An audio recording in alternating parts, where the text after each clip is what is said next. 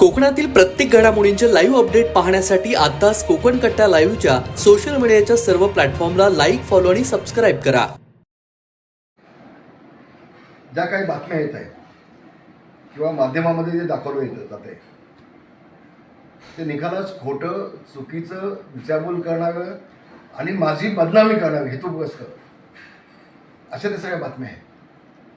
त्यामध्ये कुठलंही तथ्य नाही. त्या बिनबुडाच्या बातम्या आहेत.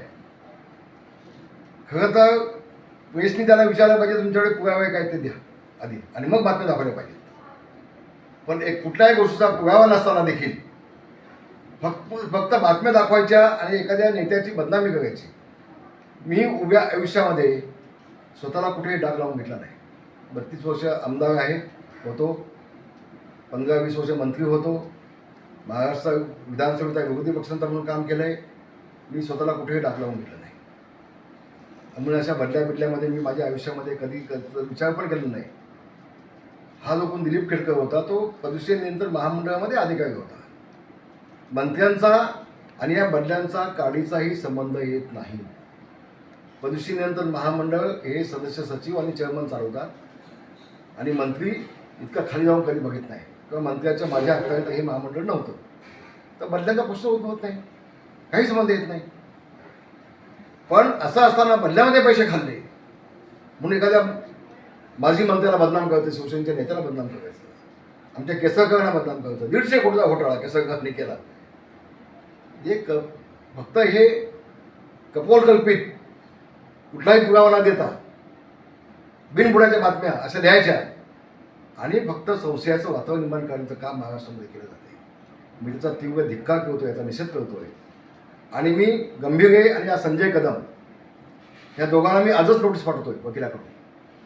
8 दिवसामध्ये जाहीर माफी मागा, अन्यथा मानहानीच्या दाव्याला तयार राहा तुम्ही कोर्टामध्ये. दोघांच्या वती गंभीर आणि या संजय कदम या दोघांच्या विरोधामध्ये मी न्यायालयात जातोय जर का त्यांनी माफी जाहीर मागितली नाही.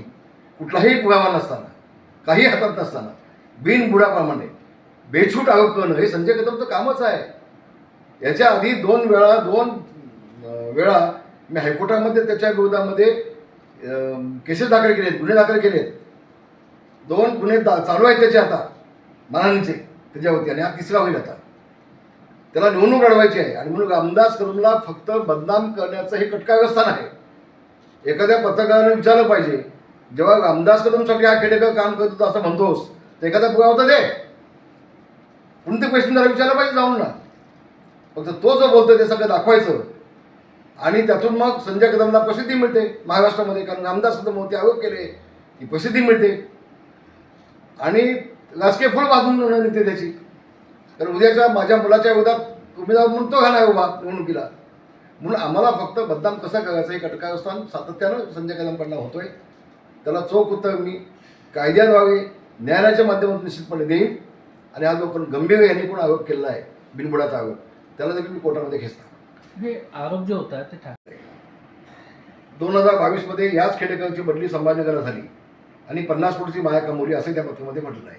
मग 2022 ला आदित्य ठाकरे होता मंत्री, मग त्याचं नाव का नाही? मग त्याचं नाव का नाही? ही साधी गोष्ट आहे.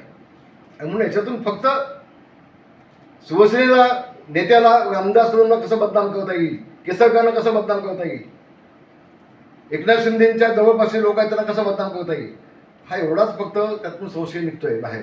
बाकी त्यातनं काही अर्थ नाही. भाई आता राज्यातल्या विषयावरती येऊया. वाघनखांचा विषय सध्या सुरू आहे, त्याच्यावरून राजकारण होत आहे. खरे की खोटे असा पण आरोप होतोय. काय नको वाटत? ते मला वाटतं या वादामध्ये मला जायचं नाही. पण ज्यावेळेला आपण पुष्कळशा गोष्टी पाहतोय, छत्रपती शिवाजी महाराजांची तलवार देखील, भवानी तलवार देखील लंडनमध्येच आहे असं म्हणताय. मग लंडनमधल्या आणली वाघनखं खोटी कशी का तुम्ही म्हणताय?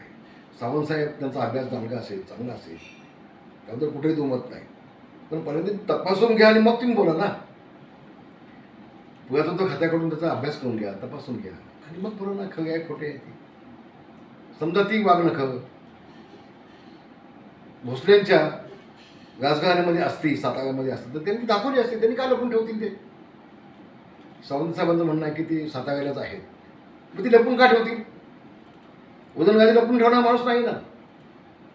तर उगाच त्यातून संशय निर्माण करणं हे देखील चुकीचं आहे असं माझं वैयक्तिक मत आहे. भाई विशाळगडाच्या विषयावरून विरोधी पक्षनेते किंवा विरोधी लोक असं म्हणतात की मुद्दामून मुस्लिमांना टार्गेट केलं जात आहे किंवा इम्तियाज जलील असं म्हणतो की प्रत्येक मुस्लिमांनी म्हणजे जिल्ह्यामध्ये प्रत्येक जिल्हाधिकाऱ्यांनी निवेदन द्या म्हणून या संबंधी असंच म्हणत आहे. म्हणजे जातीय तेढ निर्माण केलं जातीय तेढ निर्माण होते. एक सांगतो, इम्तियाजला मी चांगला ओळखतो, मी तिथला पालकमंत्री होतो. यांना फक्त समाज म्हणून मतं घ्यायची असतात. मुस्लिम समाजाची वोट बँक म्हणून त्यांना तयार करायची असते. यांना मुसलमानांच्या बाबतीत प्रेम अजिबात नाही, बिलकुल नाही. फक्त स्वतःची वोट बँक बनवायची म्हणून हे मगरीचे आसू ढाळून अशा पद्धतीनं मुस्लिम समाज जवळ घेता येईल का असा तो बालिश प्रयत्न असावा असं मला वाटतंय. ठाकरे गटाकडून असा आरोप केला जातोय की वाघनखांचा जो विषय आहे त्याच्यामध्ये शिवाजी महाराजांचा जो नरेंद्र मोदी साहेबांनी जो मुंबईमध्ये उद्घाटन केलं होतं स्मारकाचं, तिकडून लक्ष डायव्हर्ट करण्यासाठी लोकांनी प्रश्न विचारू नयेत म्हणून आता हे नवीन प्रकरण काढलं तर वाघनखा. हे प्रकरण काय काल नाही निघालं ना. हे 5 महिन्याच्या आधीच जाहीर केलं होतं ना मुनगंटीवारांनी की आम्ही आणतोय म्हणून. मोदींचा विषय आताच आहे आणि 5 महिन्याच्या आधीच ज्यावेळेला हे डिक्लेअर केलं होतं तर त्याचा न्यायचा मेळ बसतोच कुठे. त्या उगाच वडाच्या झाडाला पिंपळाचं साल लावायचं आणि भुंडत बसायचं ही सवयच तर नाही. ही सवयच तर नाही. स्मारकांची चर्चा कुठे होत नाही आता, ज्याचं उद्घाटन पण लवकरच होईल. काय केलं कोणी 25 वर्षामध्ये मागच्या कधी बजेट पोझिशन झाली होती का?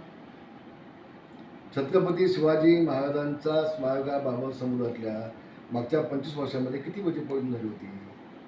प्रत्येक बजेटमध्ये फक्त घोषणा केली जात होती. प्रत्येक बजेटमध्ये फक्त घोषणा. त्याचं उत्तरपर्यंत उद्धव ठाकरेंनी द्यावं ना. ते पिल्लू आदित्य ठाकरे त्यांनी द्यावं ना. हे दुसऱ्याच्या नावानं कशा बोंबलत आहेत? समाजाला एक बोट दाखवतो तेव्हा शिल्लक झालेली बोटं आपल्याला असतात, त्याचं भान प्रत्येकाने ठेवावं. 2.5 वर्ष मातोश्रीमध्ये बसून काढली तेव्हा कुठे गेलो स्मारक हो? काय केलं तुम्ही? मंत्रालयामध्ये 2.5 वर्षात फक्त 2दा आलात. काय वाटत नाही जलाची नाही मनाची? तुम्हाला बोलण्याचा अधिकार आहे का? काही अधिकार नाही. म्हणून ही बोलाची भात आणि बोलाची कडी फक्त आता उद्धव ठाकरेंना बघायला मिळते. महाराष्ट्र ओळखून आहे. यांना छत्रपती शिवाजी महाराजांच्या वतीमध्ये कसलंही प्रेम नाही आणि ते असतं तर त्यांच्या सभामध्ये पाकिस्तानचे झेंडे फडकवले गेले नसते. त्यांच्या सभामध्ये बॉम्बस्फोटाचे आरोपी दिसले नसते. म्हणून आपलं पाप लपवण्यासाठी छत्रपती शिवाजी महाराजांचा पुळका आणण्याचं काम आणि पाप हे उद्धव ठाकरे करत आहेत. जरांगे पाटील आता पुन्हा एकदा धन्यवाद.